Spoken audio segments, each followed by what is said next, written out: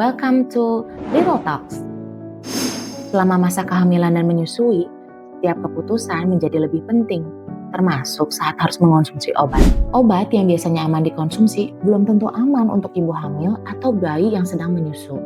Lalu bagaimana cara mengetahui obat mana yang aman? Apakah semua obat harus dihindari? Di episode Little Talks kali ini, kita akan membahas secara lengkap tentang obat yang aman untuk ibu hamil dan menyusui, bersama dengan dokter apoteker Dita Andri Deswati MSI, seorang dosen di Sekolah Tinggi Farmasi Indonesia Bandung yang juga aktif memberikan edukasi soal farmasi di Instagramnya.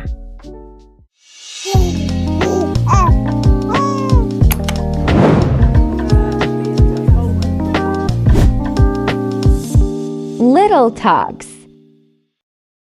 Halo, jadi hari ini Little Talks ditemani oleh Ibu Dokter Apoteker Dita Andri Deswati. Nah, Ibu Dokter ini, Ibu Dita deh aku panggilnya ya. Boleh. Boleh ya, Ibu Dita pengen dong kenalan dulu sama penonton, sama audiens kita. Ibu Dita itu kegiatan hari-harinya tuh apa sih? Oke, terima kasih ya. Mm-mm. Kalau kegiatan sehari-hari selain jadi seorang ibu ya, Iya. jadi seorang istri Mm-mm. gitu.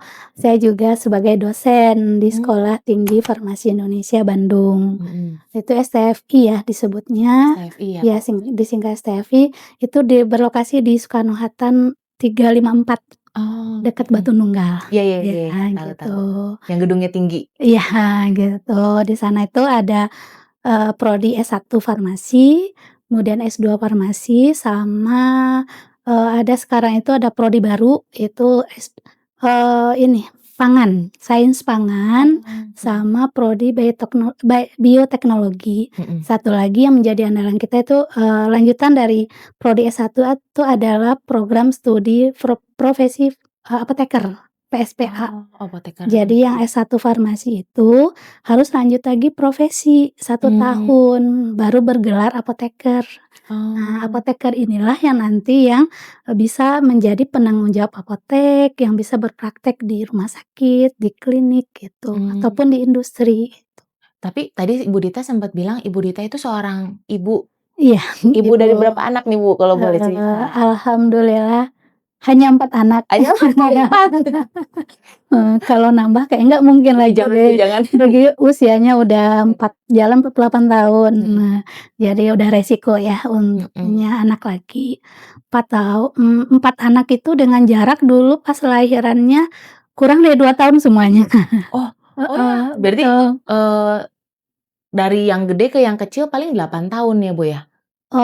Iya, betul. Nggak nyampe. Oh nggak nyampe. Jadi anak yang paling bungsu lahir tuh ketika kakaknya baru TKB usia 6 tahun, adiknya udah 3. Kebayang itu toddler di rumah banyak banget ya Bu ya? Bukan, lumayan. Nah, makanya saya waktu anak masih bayi itu benar-benar fokus dulu ke anak, ke kampus tuh hanya mengajar saja. Oh tapi masih sambil ngajar dong Bu? Masih.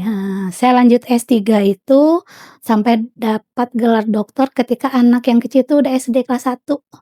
Jadi dia udah mulai mandiri ya, sekolahnya udah full day, makanya saya lanjut S3, gelarnya doktor gitu. Luar biasa. Masih semangat buat menuntut ilmu ya Bu ya?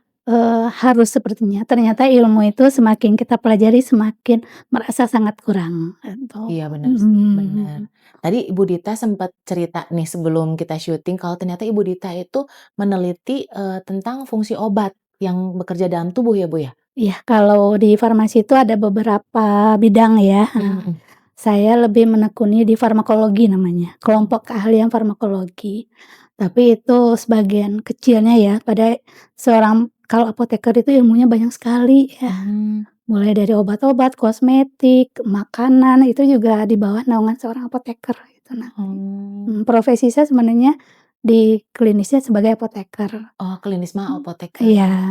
Cuman Ibu lebih mendalami tentang kinerja obat di dalam tubuh. Iya, Pas gitu. banget nih. Kenapa kita hadirin Ibu Dita? Karena kita tuh lagi mau membahas tentang obat yang aman dikonsumsi kalau nanti misalnya mami-mami nih lagi hamil atau lagi menyusui. Jadi kadang kita tuh suka lupa ya gitu kan. Aduh kalau lagi hamil asal obat generik nggak apa-apa lah kayaknya. tapi bener nggak sih aman atau enggak gitu? Jangan-jangan knowledge kita itu ternyata bikin kita membahayakan janin. Misalnya, "Ah, ya udahlah nggak apa-apa dah obatnya juga generik." Tapi ternyata nggak boleh loh. Nah, mumpung ada Ibu Dita, kita mau kupas tuntas supaya kehamilan kita itu lancar. Nah, tapi sebelumnya ini topik-topik atau aku dapat dari beberapa media, ternyata banyak mami-mami yang sebenarnya tuh bingung atau apa nggak tahu atau gimana, ternyata ada yang waktu lagi hamil minum obat pemutih. Mungkin mungkin kalau aku lihat mungkin karena memang, oh pas hamil hormonnya kadang bikin kulit hitam, di ketiak hitam, di lipatan-lipatan hitam, terus pengen tetap hamilnya glowing, mungkin pakai pemutih. Ternyata itu katanya berbahaya. Nah, kita mau kupas tuntas ya. Atau ada mami-mami nih yang ternyata minum obat atau vitaminnya juga yang asal gitu kan, karena mungkin, gejalanya ringan. Nah, kita mau kupas tuntas ya Bu Dita ya. Iya, boleh. Oke, kita mau masuk ke pertanyaan pertama nih. Bu Dita aku pengen tahu dong, kenapa sih kalau mami-mami nih audiens kita nih, kalau lagi hamil, kalau minum obat itu harus hati-hati? Iya, Gitu. oke, ya. Baik, kalau ibu hamil itu kan tidak memikirkan satu orang diri ibu aja ya. Iya bener. Nah, di dalam tubuhnya udah ada jiwa lagi nih. Mhm Jadi mhm. yang kita pikirkan adalah ibu dan janin. Mhm. Kemudian janin sama ibu tuh terhubung namanya plasenta. Jadi ada semacam jembatan lah ya. Jadi apa yang dikonsumsi ibu pasti akan mengalir ke janin Mhm. gitu. Begitu juga dengan obat. Mhm. Ketika ibunya minum obat, nanti obatnya itu akan nyampai juga ke janin. Mmm. Sehat, aman bagi ibu, tapi belum tentu itu aman bagi janin. Mmm. Apalagi itu trimester pertama, kedua, ketiga. Mhm mhm. Kalau trimester pertama itu kan lagi pembentukan organ penting seperti jantung, Iya. hati, Mhm. ginjal. Kalau terpapar nanti zat, kimia dari obat, Mhm. itu nanti akan berefek fatal ya terhadap, organ tubuh janin tersebut. Tapi emang tidak Mhm. semua obat, Mhm cuman mhm obat-obat tertentu, mhm. Mhm mhm. gitu. Nah, kalau misal nih Bu Dita, aku mau nanya kalau pengalaman aku dulu. Hamil anak pertama dan anak kedua tuh sama. Jadi trimester pertama itu memang mual parah, Mhm. makanan jarang masuk. Nah, penyakit yang sering aku alami itu, ya itu sakit mah, Oh sakit ulu iya, hati. iya, Karena kan muntah terus tuh, iya, makanan susah masuk. Nah, aku tuh bingung, boleh nggak sih minum obat kalau lagi kondisi kayak gitu? Gitu. iya, itu kan kondisi sebenarnya udah, semacam menyiksa ibu ya, Iya iya, bener. tersiksa banget Heeh ya, heeh. udah nggak bisa makan, mual Mhm muntah, mhm. di sanalah perjuangan seorang ibu Iya ya. bener. Jadi jasa ibu tuh memang nggak akan terlupakan, mulai Mhm dari hamil, mhm. hamil hari pertama aja itu udah mulai ada perubahan di tubuh Iya kita, bener bener. yang berpengaruh itu sekali adalah perubahan hormon, Mhm. gitu. Jadi, kalau dalam kondisi udah parah itu ya nggak apa-apa minum obat, tapi ini harus di bawah pengawasan dokter atau apoteker Nggak gitu. boleh minum obat sembarangan ya, kayak Iya, misalnya contohnya, pasti. boleh sebutin merek ya, misalnya Proma atau Mhm, Milanta, main iya. langsung makan misalnya, tanpa konsultasi ke Iya, dokter mending jangan betul. ya, Bu, ya? Iya, mending ke dokter dulu. Kan dokter akan mendiagnosa nih, bagaimana kondisi si ibu ini, apakah hanya emesis biasa atau mual muntah biasa, Mhm atau mhm. ini udah sampai hiperemesis yang udah setiap masuk keluar, Iya setiap iya, masuk bener. keluar, akhirnya nanti dehidrasi ya Mhm ibunya, mhm. terus janin juga tidak berkembang karena tidak ada nutrisi yang masuk. Nah, Mmm. untuk mengatasi itu, udah ada obat-obat yang disetujui oleh kalau Indonesia BPOM namanya ya, Mhm mhm. BPOM kalau di luar itu FDA itu. Iya iya iya. Nah, nanti ada kategorinya nanti kita bahas ya. Iya iya, itu kita bahas lebih detail Iya, ya, Bu, ya? kategori yang aman buat ibu yang mana saja Iya iya, bener gitu. bener. Tuh berarti mami-mami ya, jadi kalau misalnya nih, udah baru tahu hamil atau misalnya nih, misalnya, "Aduh, aku biasa sebelum hamil biasa minum konsumsi vitamin ini nih, kolagen inilah atau vitamin pemutih apalah." Stop dulu. Kenapa? Karena kita mau bahas lebih detail. Sebenarnya apa sih efeknya? Karena tadi Bu Dita juga udah bilang ya, Iya, sempat mention, yang kita makan itu tuh ngalir ke janin kita, apalagi pas pembentukan trimester pertama ya, iya, Bu, ya. mhm, Organ-organ penting jangan sampai kelewat gitu kan. Nah, terus pertanyaan berikutnya Bu, aku mau tanya, berarti apa semua obat itu berbahaya buat janin? mhm. Obat kimia misalnya, berbahaya nggak sih kalau kayak gitu? Eee, ya jadi semua obat itu, ada yang kategori aman. Jadi kalau dikategorikan ada 5 kategori itu. Oh, Tapi nggak usah dihafalin nih. Ya jangan. Janganlah, cukup yang tahu itu dokter dan apoteker gitu ya. Ada kategori A, B, C, D, dan X. X, X, nah kalau A itu aman. Kalau B itu kalau diberikan ke binatang, nanti saya ceritakan nih nanti gimana izin obat keluar ya. Iya. B itu aman di binatang, tapi di manusia juga sebagian aman, sebagian nggak aman. Jadi ada indikasi ada efek samping gitu. Yang ketiga itu kita harus hati-hati. Yang keempat itu golongan D itu dalam kondisi darurat aja kita berikan boleh. Parah banget. Parah banget. Nah itu pasti dokter yang memberikan ya. Yang terakhir golongan X itu nggak boleh sama sekali. Oh gitu. Ya. Jadi even misalnya kayak kita, aduh kayaknya gejalanya kayak gini nih, nanya ke apoteker, jangan juga ya Bu ya, lebih baik langsung ke dokter aja. Karena jangan sampai misalnya, oh kata apoteker mah ini mah masih aman-aman aja, ternyata bukan, misalnya itu golongan yang tadi, yang berat gitu kan. Jangan sampai kayak gitu ya Bu ya? Iya, sebenarnya dokter sama apoteker tuh teman sejawat ya. Oh teman sejawat? Ya, dokter itu mendiagnosa, nanti akan bekerja sama dengan apoteker untuk menentukan hasil diagnosa dari dokter gitu. Terus kita ada juga kalau untuk obat itu kan ada kategori obat yang harus dengan resep dokter nih, yang nggak bisa jual bebas di apotek. Itu kita harus ke dokter dulu, jadi yang meresepkan dokter.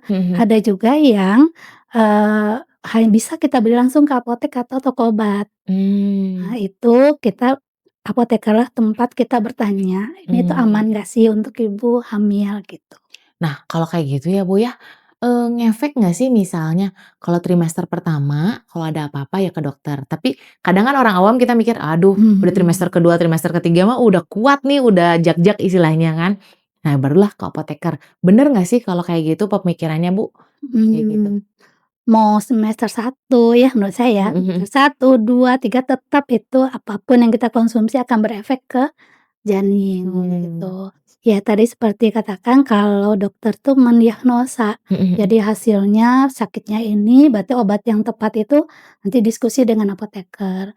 Kalau kategorinya penyakitnya masih ringan, itu mungkin obat kita swamedikasi atau beli obat sendiri istilahnya swamedikasi, bisa beli ke apotek itu bisa langsung diskusi sama apoteker saja. Kalau ringan ya Bu ya? Kalau ringan. Kalau udah penyakitnya hipertensi nih, Oh. kan ada ya kalau ini lumayan berat sih kalau ibu hamil itu kan perubahan hormonnya ya drastis sekali. Jadi penyakit-penyakit yang menyertain itu bisa yang ringan aja itu yang penyakit lambung ya itu kan ringannya. Yang berat itu hipertensi lah, kemudian ada yang diabetes gestasional. Jadi yang gestasional itu mereka diabetesnya hanya ketika hamil saja. Yang gejalanya tadi ketiaknya hitam lah, ininya hitam, jerawatan, berat badannya sangat drastis meningkatnya. drastis sekali meningkatnya. Itu obatnya itu nggak bisa sembarangan beli di apotek, harus dengan resep dokter. Karena obat-obat untuk hipertensi, diabetes, itu efek sampingnya bersifat teratogenik, artinya dia akan membahayakan janin gitu. Oh gitu Bu? Untuk menentukan obat itu termasuk kategori A, B, C itu ada penelitiannya biasanya. Jadi sebelum obat tuh diedarkan ada uji. Pertama itu uji praklinik. Jadi kuliah aja kita ya. Nggak apa-apa. Malah jadi pengen tahu kan Bu kita tuh gimana tuh Bu kalau praklinik? Praklinik ini kita ujikan ke binatang, ke hewan coba. Hewan Percobaan. Oh. Contohnya mencit tuh yang kecil-kecil putih kayak marmut kecil banget.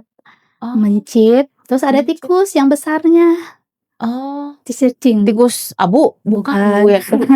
Tikus putih. Tikus putih. Tikus yang percobaan. Iya, itu tikusnya juga nggak sembarangan kita beli, ada breeder-nya sendiri. Kita beli tempatnya yang emang kalau di manusia mah sukunya jelas gitu.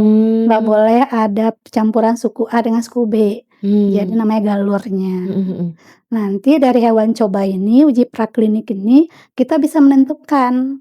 Dari sini kita tahu, oh ini obatnya ini aman untuk janin tikus ya berarti ya. Berarti tikusnya dalam kondisi hamil Bu? Iya, jadi awalnya tikusnya gadis dulu maunya. Kemudian dikawinkan sama jantan. Nanti hamil, kita tes juga nanti kehamilannya, nanti dari sana kita berikan obat yang mau diuji.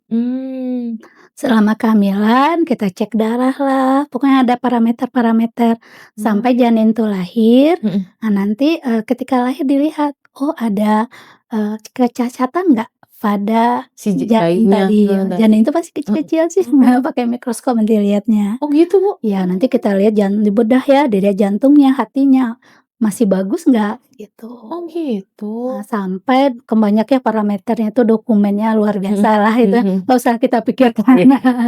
Nah, nanti aman nih, dapat dosis yang aman, maka kita lanjut ke uji klinis Klinis baru ke kepada manusia? manusia.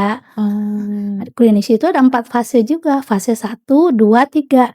Kalau ini udah oke, berarti boleh dilempar ke pasaran, tapi ada uji yang keempat, yaitu ketika di pasaran gitu. Maka obat Mmm. baru itu selalu diambil sampling, ini ada efek samping nggak ke Oh gitu. manusia gitu.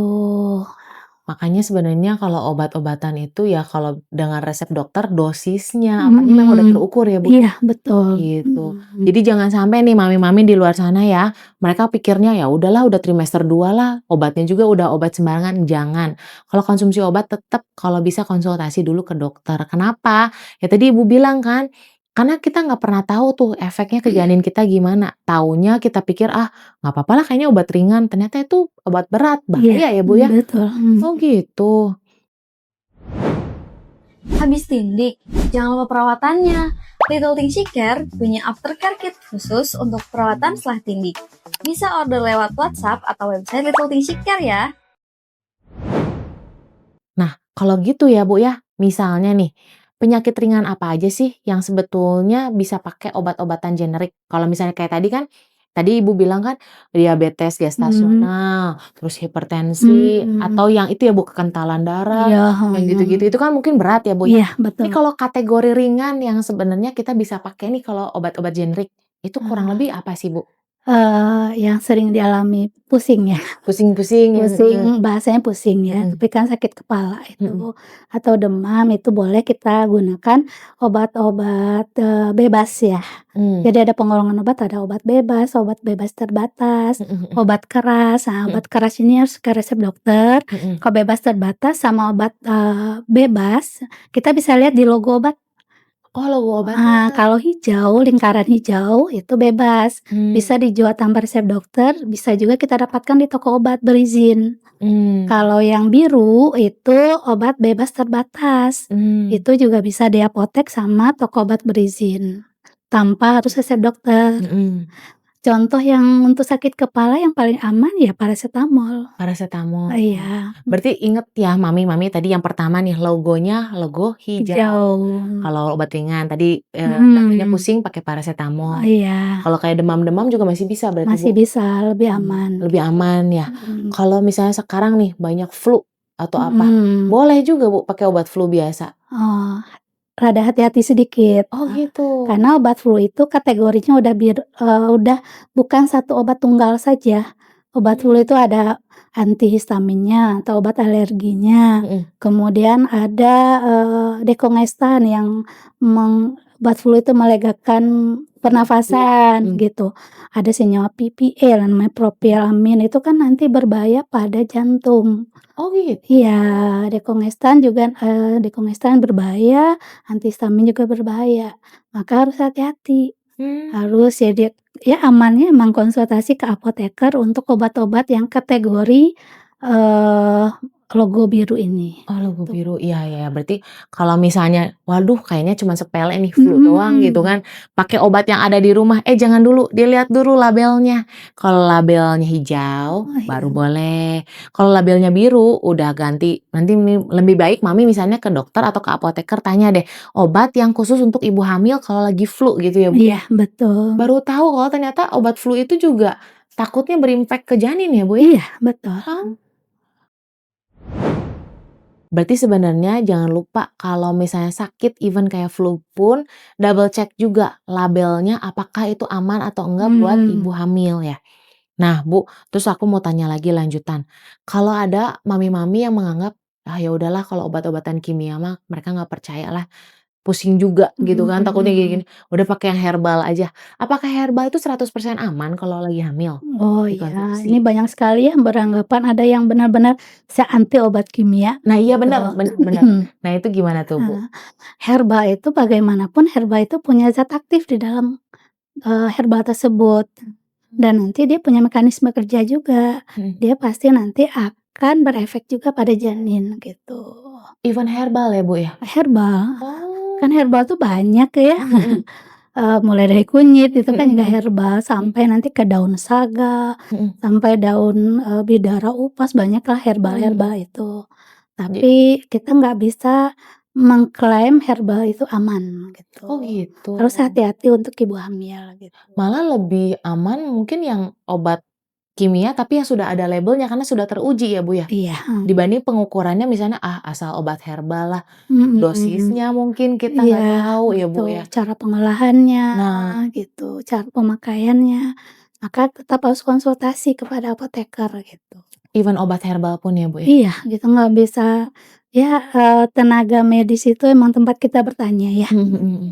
Atau sekarang juga banyak kok, situs-situs yang bisa ngecek ini, obatnya aman atau enggak, tapi kan nggak semua orang bisa ngelacak Iya, benar itu. benar. Terus nggak semua juga baca buku-buku herbal, nggak Iya, juga. benar. Ya bertanyalah kepada ahlinya Iya, gitu, jangan kepada misalnya orang yang nggak pada ahlinya, kayak iya, contohnya, "Aduh tanya aja lah ke orang tua," padahal orang tua juga nggak ngerti.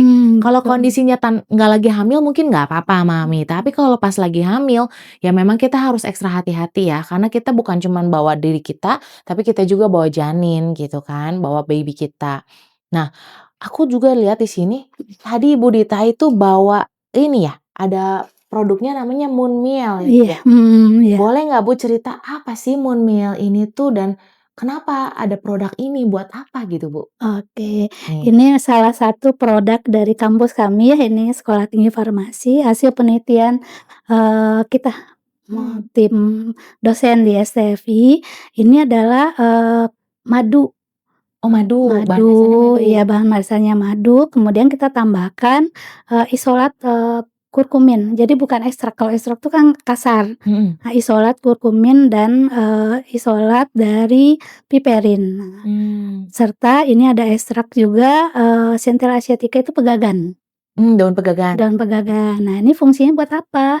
Ini untuk meningkatkan daya tahan tubuh, Mmm. kemudian, meningkatkan, daya ingat ya di sini tuh, konsentrasi, Mhm. serta juga untuk meningkatkan nafsu makan untuk anak, Oh gitu. berarti ibu hamil bisa ya Bu? Anak bisa, ibu hamil juga bisa? Bisa bisa bisa. Oh. Mmm. Nah ini kadang ya, biasa kalau lagi hamil itu suka lemot ya Bu, karena udah pusing, udah hormon nggak Iya, kacau, makan susah gitu. Kayaknya ini kalau meningkatkan daya tahan tubuh, ini sehari sekali cukup Bu? cukup ini, cukup sih, Oh, iya karena mhm. kalau misalnya dibanding lebih baik mencegah daripada Iya, mengobati. Nah ini betul. pencegahannya ya Bu ya, Iya, untuk nutrisinya. mencegah nutrisi. Dan ini alami Alami, alami. Oh bagus, udah ada di market Bu? ini karena masih dalam perizinan, Mhm.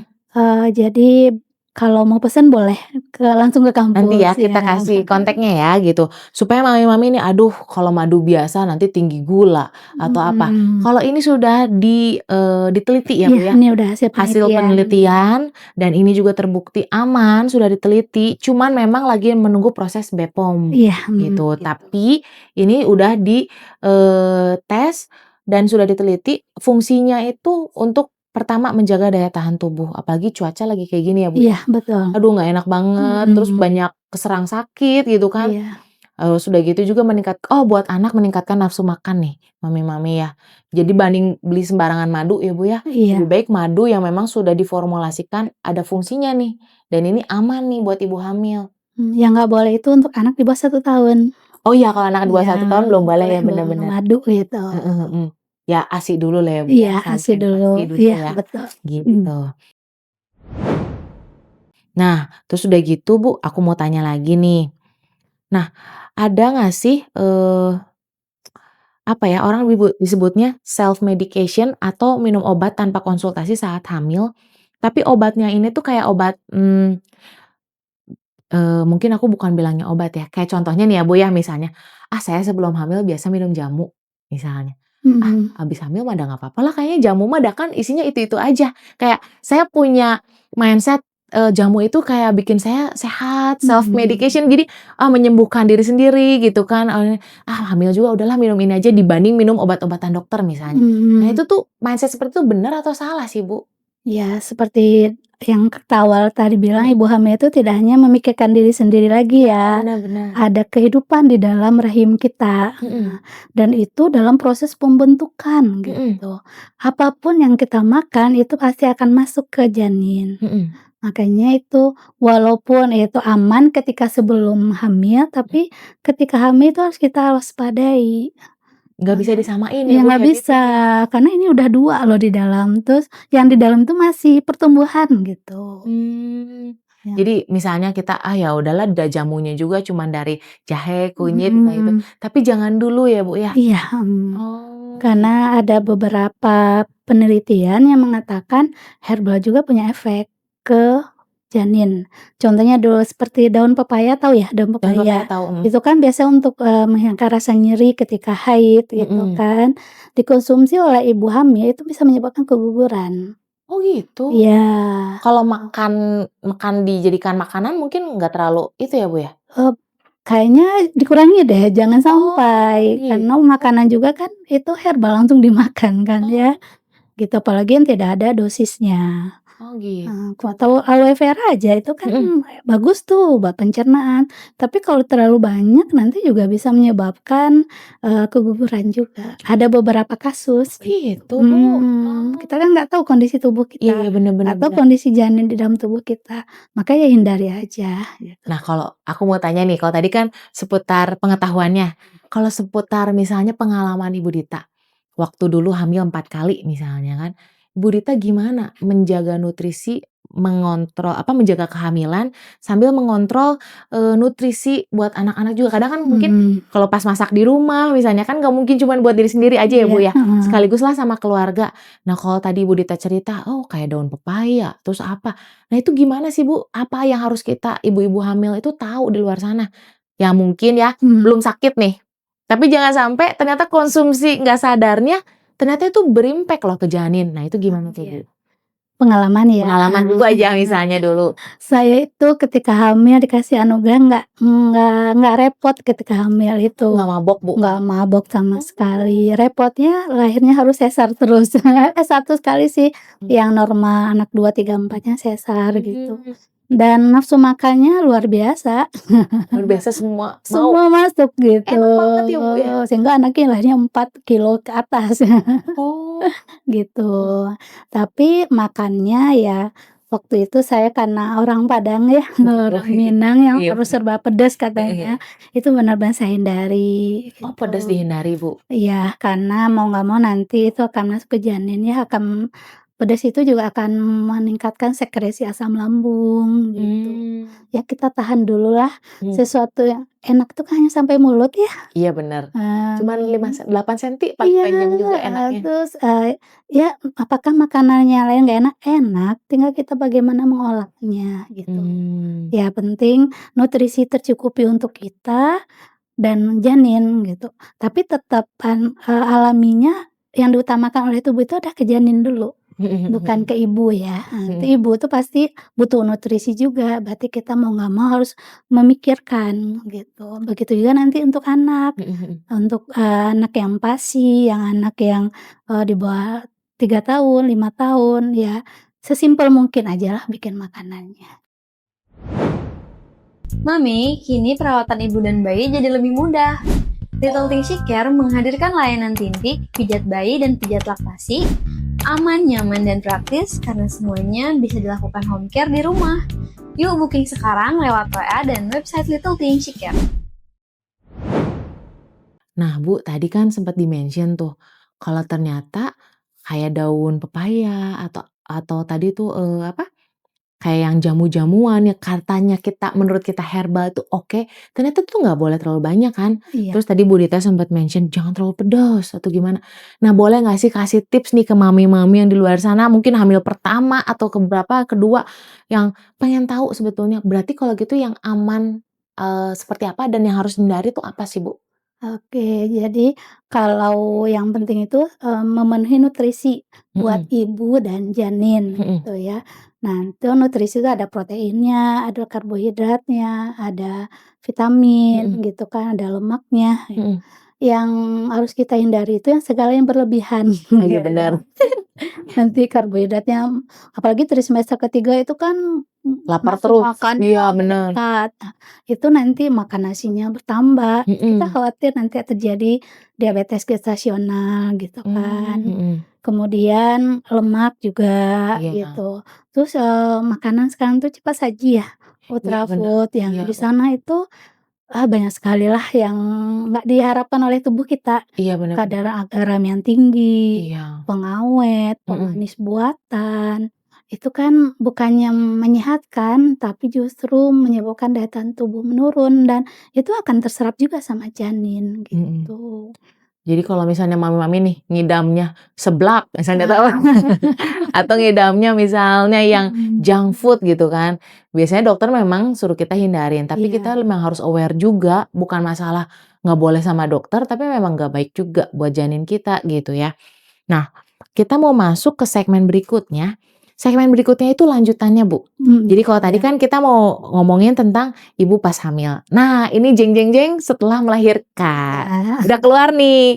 Kadang kan ibu-ibu, gitu. udah keluar semua aku mau makan gitu Heeh, kan. betul. Mumpung keluar, ternyata lupa masih harus menyusui. Iya, Nah, aku mau tanya dulu, tetap karena topiknya kita tentang obat-obatan, ibu-ibu juga mami-mami di sana juga banyak yang nanya, kalau memang lagi menyusuin, emang obat-obatnya juga harus diseleksi lagi kayak tadi? Kan udah nggak ada pipanya tuh, Bu, gitu iya. kan. Maksudnya kan kita masuk ke pencernaan, udahlah ke ASI mah kayaknya nggak ngefek gitu Aman kan, gitu aman. ya. Apa bener nggak sih pemikiran seperti itu? Masih panjang ya itu. Oh, masih panjang?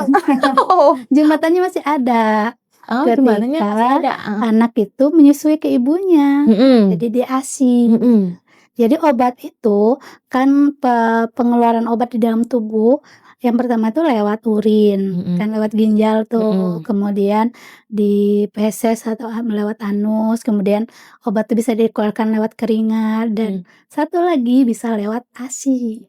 Oh. Walaupun kadarnya kecil, tapi Mhm. tetap itu akan terakumulasi di ASI ibu, dan Mmm. itu dikonsumsi oleh anak. Iya, Jadi mhm. anak juga ikut mengkonsumsi obat Oh gitu, gitu. makanya harus dipilih-pilih juga ya, Bu? Iya, gitu. Maka ada kategori lagi, kalau tadi ketika hamil itu kategori A, B, C, D, dan Mhm X, mhm. kalau untuk ibu nyusui itu ada L1 sampai L5. Oh, lebih panjang lagi? Ada lagi L1 Kak, aman gitu Mhm. kan, L2 sampai L5 itu yang tidak boleh diberikan sama sekali kepada ibu menyusui Oh gitu. gitu, Bu. Tapi sekali lagi nggak usah ngafalin. Iya iya, jangan sampai berarti dilihat aja. Pokoknya kalau pas hamil lihat yang labelnya hijau. Hijau Iya, ya, Bu, ya. Tapi kalau misalnya setelah menyusui dilihat yang labelnya L1 malah tadi eee, yang amannya, kategorinya, kategorinya. dikategorikan, Oh cuman di stiker mah nggak ada, di cuman yang situ tahu itu dokter dan apoteker. apoteker. Oh, jadi nanti jangan lupa kalau beli obat-obatan, mami bilang kalau memang mami lagi kondisi menyusui, bilang, "Aku lagi menyusui," supaya obatnya juga disesuaikan ya, Iya, Bu, ya? Oh betul. gitu.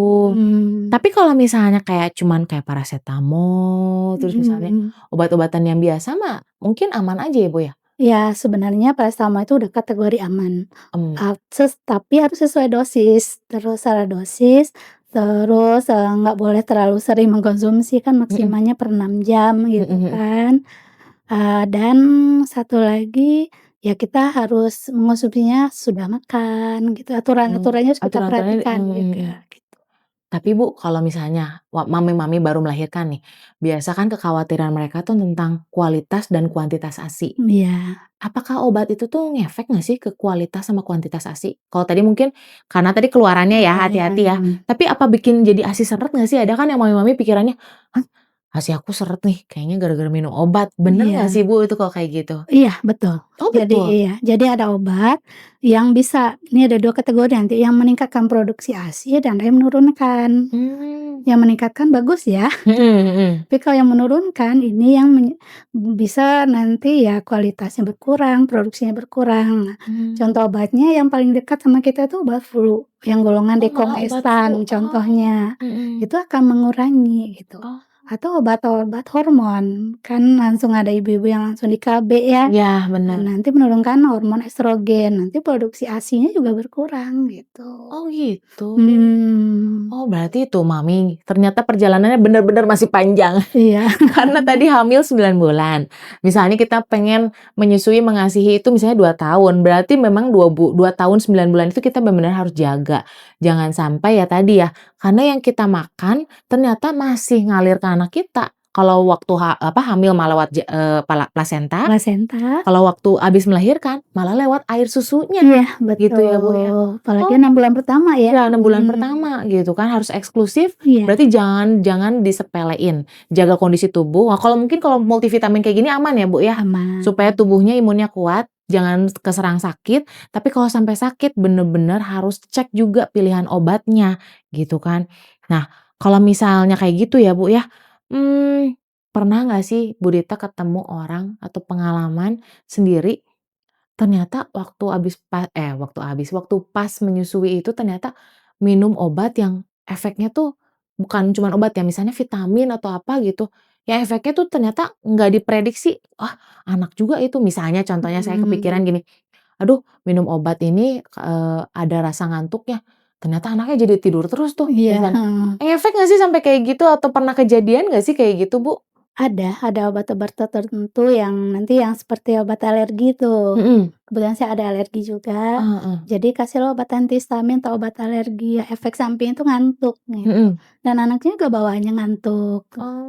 Cuman untuk antisipasi itu, kita pakai teknik mengkonsumsi obatnya ketika habis menyusui.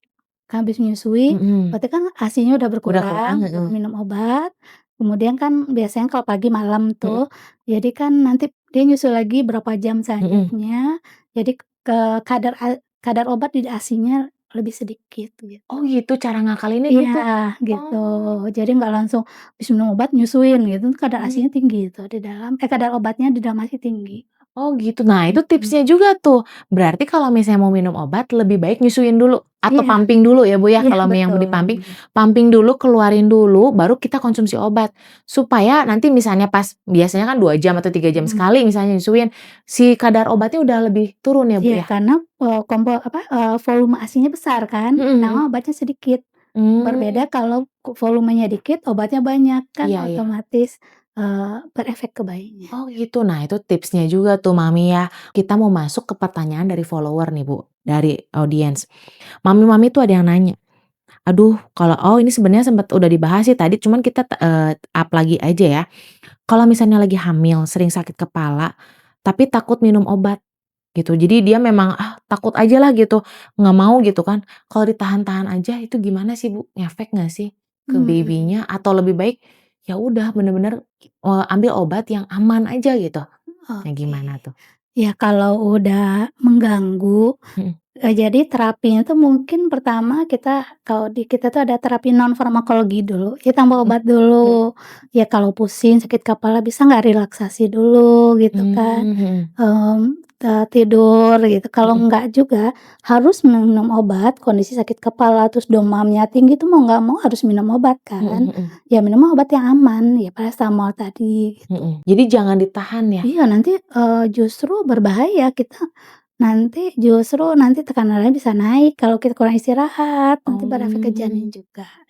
Iya, jadi sebenarnya obat itu bukan sesuatu yang kayak, wah terlarang banget, enggak Iya, ya, Bu, ya. Jadi mhm. pilihlah obat dengan bijak gitu. Kalau memang butuh banget ya kalau misalnya belum butuh banget ya jangan dibiasain dikit-dikit minum obat Iya ya, Bu, ya. betul, Lebih baik minum vitamin kayak herbal ini madu atau iya, apa gitu ya. Tapi kalau memang udah parah banget, ya memang harus minum obat ya minum obat.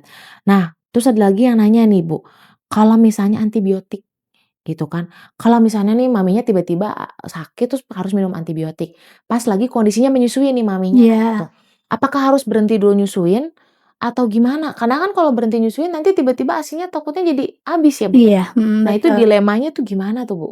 Ya, ya kembali lagi harus dengan resep dokter ya. Dokter yang tahu atau apoteker yang tahu, ini antibiotik yang digunakan aman nggak untuk ibu menyusui Mmm, gitu. Jadi kalau aman berarti untuk mengantisipasi efek samping, kan antibiotik harus habis ya. Betul betul. Nah, ini ya tadi kita siasati minum obatnya, gitu. Yang nama antibiotik mah tetap harus kita Iya. konsumsi karena nanti, infeksinya satu organ nanti bisa menyebar ke organ yang lain. Oh, jadi sebenarnya antibiotiknya itu kalau sesuai dengan misalnya kondisi Mami nih, Mami lagi menyusui, bilang nanti ke dokter atau ke apoteker, "Saya lagi menyusui." Nah, obat antibiotiknya itu kan disesuaikan. Iya, Cuman tetap kita juga atur jadwal minumnya, Mam. Jadi jangan pas sebelum menyusui, setelah menyusui atau setelah pumping ya, Bu, iya, ya tadi ya? betul. Ya, Begitu. dan satu lagi tambahannya mungkin antibiotik itu kan harus, tepat ya. Mhm Kalau 3 kali sehari berarti per 8 jam. Berarti mhm. kita atur juga nih apa, bayi ini menyusuinya. Iya, bener Jam bener. menyusuinya jam berapa, minum Mhm. obatnya berapa. Pokoknya, ibu itu manajer yang keren Iya, sekali bener. ya. Semuanya di-manage gitu ya, sampai minum obat pun harus di-manage Iya gitu. bener, tapi berarti kita harus bijak ya Mami ya, tadi dalam meminum obat, memilih obat, terus udah gitu juga, tadi jangan lupa kalau sampai benar-benar nggak ketahan, obat itu bukan sesuatu yang berbahaya.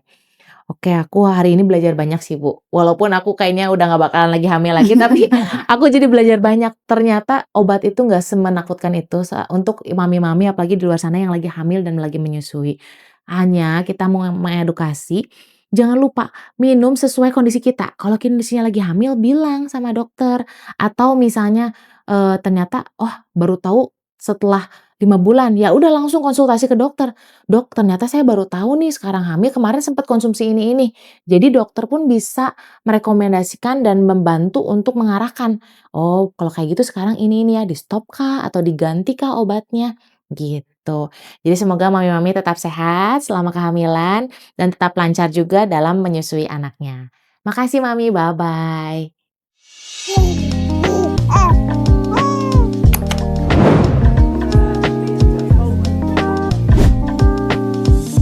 Little Talks.